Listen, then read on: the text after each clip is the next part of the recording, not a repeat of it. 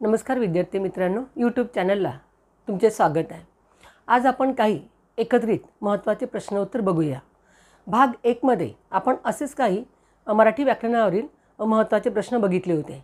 भाग 1 मध्ये आपण नंबर 1 पासून तर 12 पर्यंतचे प्रश्न बघितले होते। आज आपण त्या समोरचे प्रश्न उत्तर बघूया।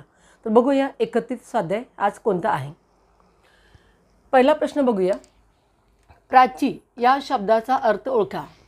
प्राची या शब्दाचा अर्थ ओळखा। नंबर 1 वर आहे पृथ्वी, नंबर 2 वर आहे बुद्धी, नंबर 3 वर आहे पाचू, नंबर 4 वर आहे पूर्व दिशा। प्राची या शब्दाचं योग्य आन्सर आहे नंबर 4 म्हणजे पूर्व दिशा। नंबर 4 पूर्व दिशा। समोरचा प्रश्न बघूया। विभूती या शब्दाचा अर्थ ओळखा। विभूती या शब्दाचा अर्थ ओळखा। पर्याय आहे नंबर 1 वर अंगारा, नंबर 2 वर आहे चंदन, नंबर 3 वर आहे राख, नंबर 4 वर आहे यापैकी नाही। तर विभूती या शब्दाचं योग्य उत्तर आहे नंबर 1 अंगारा। विभूती म्हणजे होते एक थोर व्यक्ती, महान व्यक्ती असा त्याचा अर्थ होते, पण इथे तो पर्याय नाही आहे। तर विभूतीचा दुसरा अर्थ आपण घेत आहे अंगारा। ओके, विभूती म्हणजे अंगारा। समोरचा प्रश्न नंबर 15। झावड्या या शब्दाचा अर्थ ओळखा। झावड्या या शब्दाचा अर्थ ओळखा। पर्याय बघा। नंबर 1 वर आहे कपाशीच्या झाडांची बोंडे, नंबर 2 वर आहे नारळाच्या झाडांची पाने, नंबर 3 वर आहे रुईचे झाड, नंबर 4 वर आहे केवड्यांच्या कंसातील धापे। तर झावड्या या शब्दाचं योग्य आन्सर आहे नंबर 2 म्हणजे नारळाच्या झाडांची पाने। Answer number 2। नंतर आहे मोक्षदा या शब्दाचा अर्थ ओळखा। मोक्षदा या शब्दाचा अर्थ ओळखा। पर्याय नंबर 1 वर आहे कपाडमोक्ष करणारी, कपाडमोक्ष करणारी, नंबर 2 वर आहे जन्म देणारी, नंबर 3 वर आहे मोक्ष मिळवून देणारी। एक एक पर्याय इथे झाला, 3 करते।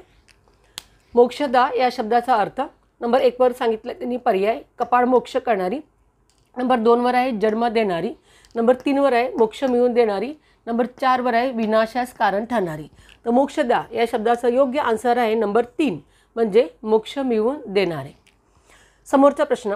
सौरभ या शब्दाचा अर्थ ओळखा। सौरभ या शब्दाचा अर्थ ओळखा। पर्याय आहे नंबर 1 वर सौभाग्य, नंबर 2 वर आहे सुगंध, नंबर 3 वर आहे सुभग, नंबर 4 वर आहे संस्कार। तर सौरभ या शब्दाचं आन्सर आहे, योग्य उत्तर आहे नंबर 2 सुगंध किंवा परिमळ। सौरभचा आन्सर आहे नंबर 2 सुगंध। सुभग म्हणजे होते भाग्यवान, सुभग म्हणजे भाग्यवान होते। तर सौरभचा आन्सर आहे नंबर 2 सुगंध। 18 नंबरचा प्रश्न। वापिका या शब्दाचा अर्थ ओळखा। वापिका या शब्दाचा अर्थ ओळखा। पर्याय आहे नंबर 1 वर नदी, नंबर 2 वर आहे स्त्री, नंबर 3 वर आहे वीज, नंबर 4 वर आहे विहीर। तर वापिका याचं योग्य आन्सर आहे नंबर 4 म्हणजे विहीर। वापिकाचा आन्सर आहे विहीर। नंतर आहे जेव्हा वाक्यात शब्दाची चमत्कृती साधली जाते तेव्हा कोणता अलंकार होतो। काय म्हणतात? जेव्हा वाक्यात शब्दाची चमत्कृती साधली जाते तेव्हा कोणता अलंकार होतो। नंबर 1 वर आहे उपमा, नंबर 2 वर आहे उत्प्रेक्षा, नंबर 3 वर आहे अनुप्रास, नंबर 4 वर आहे श्लेष। शब्दाची चमत्कृती साधली जाते। आन्सर नंबर आहे 4 श्लेष। कारण उपमा अलंकारामध्ये 2 वस्तूतील फक्त सारखेपणा सांगितला जातो की ही वस्तू यासारखी आहे, तो होतो आपला उपमा अलंकार। उत्प्रेक्षा अलंकारामध्ये कवी फक्त कल्पना करतो की एक वस्तू ही वस्तू मला या वस्तूसारखी भासत आहे। उत्प्रेक्षामध्ये फक्त कल्पना करणे। उपमा अलंकारामध्ये 2 वस्तूतील साम्य सांगितलं जातं। उत्प्रेक्षा अलंकारामध्ये ही वस्तू मला या वस्तूसारखी भासत आहे अशी कवी कल्पना करतो, तर तो अलंकार होतो आपला उत्प्रेक्षा अलंकार। आणि अनुप्रास अलंकारामध्ये शब्दाची, व्यंजनाची किंवा अक्षराची पुनरावृत्ती म्हणजे एकच अक्षर पुन्हा पुन्हा वाक्यात येत असेल तर ते वाक्य येतं, ते अलंकार येतं अनुप्रास अलंकार। तर इथे शब्दाची चमत्कृती साधली जाते। तर आन्सर आहे नंबर 4 श्लेष। कारण श्लेषमध्ये एका वाक्यात एकापेक्षा अधिक अर्थ निघतात। एका वाक्यामध्ये एका शब्दाचे जेव्हा एकापेक्षा अधिक अर्थ निघतात म्हणजे त्या शब्दाचे 2 अर्थ 3 अर्थ असे जेव्हा निघतात तेव्हा ते वाक्य येतं श्लेष अलंकारामध्ये। उदाहरणार्थ शंकराचं पूजले सुमनाने। सुमन या शब्दाचे 2 अर्थ निघतात। सुमन म्हणजे फूल आणि सुमन म्हणजे चांगले पवित्र मन. म्हणजे मी चांगल्या पवित्र मनाने शंकराची पूजा केली. दुसरा अर्थ, मी फुलाने शंकराची पूजा केली. तेव्हा ते वाक्य येतं, तेव्हा तो अलंकार होतो श्लेष अलंकार. तर इथे विचारलं त्यांनी, जेव्हा वाक्यात शब्दाची चमत्कृती साधली जाते तेव्हा कोणता अलंकार होतो? आपला आन्सर आहे नंबर 4, श्लेष अलंकार. ओके, समोरचा प्रश्न बघूया. हतबल या शब्दाचा अर्थ ओळखा. हतबल या शब्दाचा अर्थ ओळखा. पर्याय नंबर 1 वर आहे बलवान, नंबर 3 वर आहे अगतिक, नंबर 4 वर आहे प्रागतिक, नंबर 3 वर आहे प्रागतिक, नंबर 4 वर आहे भ्रम. हतबल या शब्दाचा अर्थ आहे आन्सर नंबर 2, अगतिक. हतबल म्हणजे कमजोर झालेला, बलवान म्हणजे शूरवीर, प्रागतिक म्हणजे काय म्हणता येईल त्याला, प्रागतिकला प्रगती, आणि भ्रम निर्माण होणे, फक्त भ्रम निर्माण होणे, ते असेल वस्तू किंवा नसेल, फक्त ते भ्रम निर्माण होणे. हतबल या शब्दाचा अर्थ आहे नंबर 2, अगतिक म्हणजे कमजोर. 21 नंबरचा प्रश्न आहे. खालीलपैकी अनुसंबंधी सर्वनाम ओळखा. खालीलपैकी अनुसंबंधी सर्वनाम ओळखा. नंबर 1 वर आहे जो, नंबर 2 वर आहे ज्याला, नंबर 3 वर आहे तो, नंबर 4 वर आहे जी. अनुसंबंधी सर्वनाम आपला आन्सर आहे नंबर 3, तो. कारण जो, ज्याला आणि जी हे आहे आपले संबंधी सर्वनाम. तसे सगळे सर्वनाम आहे, पण 1 मध्ये, 2 मध्ये आणि 4 मध्ये जी सर्वनाम आहे ते आपले आहे संबंधी सर्वनाम. संबंधी सर्वनाम आहेत जो, जी, जे, ज्या. आणि अनुसंबंधी सर्वनाम आहे आपलं तो. तो हे अनुसंबंधी सर्वनाम आहे, पण दर्शक सर्वनाम आहे आपले हा, ही, हे आणि तो, ती, ते. जेव्हा दर्शक सर्वनाम संबंधी सर्वनामामध्ये येते तेव्हा ते अनुसंबंधी सर्वनामाचं कार्य करते. म्हणजे दर्शक सर्वनाम संबंधीमध्ये अनुसंबंधी सर्वनामाचं कार्य करते. तर अनुसंबंधी सर्वनाम आहे नंबर 3, तो. 22 नंबरचा प्रश्न. खालीलपैकी गटात न बसणारा शब्द सांगा. गटात न बसणारा विचारले त्यांनी. गटात न बसणारा म्हणजे 3 शब्द सारखे आहे, एका गटातले आहे आणि 1 शब्द गटाबाहेरचा आहे. नंबर 1 वर आहे भानू, नंबर 2 वर आहे तहान, नंबर 3 वर आहे तिथी, नंबर 4 वर आहे सरस्वती.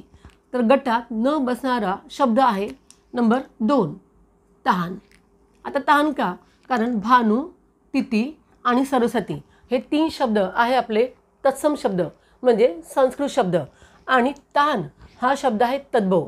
तृष्णापासनं ताण शब्द बनला तर ताण हा तद्भव आहे आणि बाकी उरलेले हे सगळे संस्कृत शब्द आहे. म्हणजे भानू, तिथी आणि सरस्वती हे 3 शब्द संस्कृत आणि ताण हा शब्द आहे तद्भव. म्हणून आन्सर आहे नंबर 2. समोरचा प्रश्न. कोणत्या प्रयोगात कर्ता व कर्म दोन्ही गौण असतात? कोणत्या प्रयोगात कर्ता व कर्म दोन्ही गौण असतात? पर्याय आहे नंबर 1 वर भावे प्रयोग, नंबर 2 वर कर्तरी प्रयोग, नंबर 3 वर कर्मणी प्रयोग, नंबर 4 वर संकर प्रयोग. त्याने विचारलं आहे कर्ता व कर्म हे दोन्ही गौण असतात. तर याचं योग्य आन्सर आहे नंबर 1, भावे प्रयोग. कारण कर्तरीमध्ये कर्त्यानुसार क्रियापद चालते, तर कर्तरीमध्ये कर्ता हे प्रधान असते. कर्मणीमध्ये कर्मानुसार क्रियापद चालते, तर कर्मणी प्रयोगामध्ये कर्म हे प्रधान असते. आणि भावे प्रयोगामध्ये कर्ता आणि कर्म या दोन्ही, कर्ता आणि कर्म या दोन्हीनुसार म्हणजे दोन्हीनुसार क्रियापद बदलत नाही. म्हणजे कर्त्याच्या आणि कर्माच्या वचनलिंगानुसार क्रियापद बदलत नाही. म्हणजे भावे प्रयोगामध्ये कर्ता आणि कर्म हे दोन्ही गौण असतात, दोन्ही महत्त्वाचे नसतात. तर ओके, कर्ता व कर्म हे दोन्ही गौण असतात. आन्सर आहे आपलं नंबर 1, भावे प्रयोग. 24 नंबरमध्ये रिकामी जागा दिलेली आहे आधीच. म्हणजे कमीत कमी शब्दात सामासिक शब्दाचे केलेले स्पष्टीकरण होय. इथे आपल्याला रिकामी जागा भरायची आहे. रिकामी जागा म्हणजे कमीत कमी शब्दात सामासिक शब्दाचे केलेले स्पष्टीकरण होय. पर्याय बघा. नंबर 1 वर आहे समास, नंबर 2 वर आहे व्यंजन, नंबर 3 वर आहे विग्रह, नंबर 4 वर आहे अविभाव. तर याचा आन्सर आहे नंबर 3, विग्रह. इथे आपण विग्रह शब्द लिहिला तर बघा काय, विग्रह म्हणजे कमीत कमी शब्दात सामासिक शब्दाचे केलेले स्पष्टीकरण होय. तर आन्सर नंबर आहे 3, विग्रह. कारण समासमध्ये 2 शब्द एकत्रीकरण करण्याच्या क्रियेला म्हटलं तर समास. व्यंजन ते येत नाही, व्यंजन आपले क, ख, ग आहे. अविभाव समास हे तर नाव येत नाही. तर आपला आन्सर आहे नंबर 3, विग्रह. ओके, नंतर आहे 25 नंबरचा प्रश्न. दोन वर्ण एकापुढे एक आले असता, दोन वर्ण एकापुढे एक आले असता उच्चारस्थानानुसार उच्चारस्थानाच्या नियमाप्रमाणे ते एकत्र होण्याच्या प्रकाराला काय म्हणतात?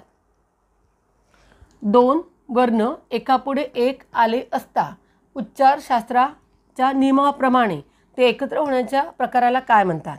नंबर 1 वर आहे संधी, नंबर 2 वर आहे समास, नंबर 3 वर आहे स्वर संधी, नंबर 4 वर आहे व्यंजन संधी. इथे फक्त त्यांनी 2 वर्ण विचारले, 2 वर्ण, 2 स्वर नाही विचारले, व्यंजन नाही विचारले, 2 वर्ण. आणि वर्ण हा शब्द स्वराला, स्वरादीला, व्यंजनाला या सगळ्यांना लागू होते. त्यांनी 2 वर्ण एकापुढे एक आले असता उच्चारस्थानानुसार एकत्र होण्याच्या क्रियेला काय म्हणतात? तर आपलं आन्सर आहे, या 25 नंबरच्या प्रश्नाचा आन्सर आहे नंबर 1 संधी. 2 वर्ण एकत्रीकरण करण्याच्या क्रियेला म्हटलं होतं संधी. एकदा रिपीट. प्राचीचा अर्थ आहे पूर्व दिशा, विभूतीचा अर्थ आहे अंगारा, झावड्याचा अर्थ आहे नारळाच्या झाडाची पाने, मोक्षदा म्हणजे होते मोक्ष मिळवून देणारी, सौरभचा अर्थ आहे सुगंध, वापिकाचा अर्थ आहे विहीर. शब्दाची चमत्कृती साधली जाते, एका शब्दाचे 2 अर्थ निघतात तेव्हा तो होतो आपला श्लेष अलंकार. हतबल या शब्दाचा समानार्थी शब्द नंबर 2 अगतिक. अनुसंबंधी सर्वनाम आहे तो. खालीलपैकी गटात न बसणारा शब्द आहे ताण, बाकी उरलेले आपले संस्कृत शब्द आहे. ताण हा तद्भव शब्द आहे. कोणत्या प्रयोगात कर्ता व कर्म दोन्ही गौण असतात? तर आन्सर भाव आहे. आणि विग्रह म्हणजे कमीत कमी शब्दात सामासी शब्दाचे केलेले स्पष्टीकरण म्हणजे विग्रह होय. आणि 2 वर्ण एकापुढे एक आले असता एकत्रीकरण होण्याच्या क्रियेला म्हटलं जातं संधी. असेच काही महत्त्वाचे प्रश्न उत्तर मराठी व्याकरणावरील आपण बघूया भाग 3 मध्ये. परीक्षेच्या दृष्टीने अत्यंत महत्त्वाचे असलेले हे प्रश्न उत्तर एकदा त्याला रिवाईज करा. महत्त्वाचे प्रश्न उत्तर आहे. धन्यवाद. इथे आपण थांबूया.